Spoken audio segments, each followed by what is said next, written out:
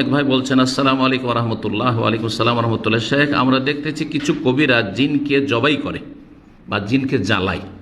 হারকুল জিন, এটা আরবিতেও আছে, অনেকে এরকম করে থাকে, যে কবিরাজগুলো, বেদাতি কবিরাজরা এগুলো করে থাকে, বা শিরকি আকিদার কবিরাজগুলো, সেই আরব হোক আর যেই হোক। জবাই করা শরিয়া মোতাবেক কতটুকু জায়েজ, দয়া করে জানাবেন। আপনি কি করে জানলেন যে জিনকে জবাই করে দিল? জিনকে দেখতে পাচ্ছেন? আচ্ছা, যে বলছে সে সত্য বলছি, এটাই বা কেমন করে বিশ্বাস করছেন আপনি? সব অন্ধ কথা না? হ্যাঁ, অন্ধকারে।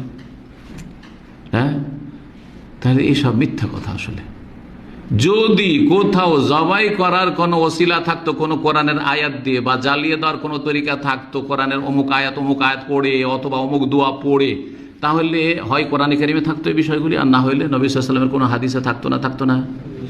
আমরা তো আজ পর্যন্ত হাদিসের ওপর পড়াশোনা করেও কোনো হাদিস পেলাম না। একটা হাদিস কেউ দেখাইতে পারবেন না যেখানে আছে যে অমুক অমুক দোয়া পড়ে জিনকে জ্বালিয়ে দেওয়া যায়, জিনকে জবাই করে দেওয়া যায়। তাহলে কোরআন দিয়ে হচ্ছে না, হাদিস দিয়ে হচ্ছে না, কোনো দলিল যখন নাই, তাহলে কি দিয়ে তারা দাবি করে?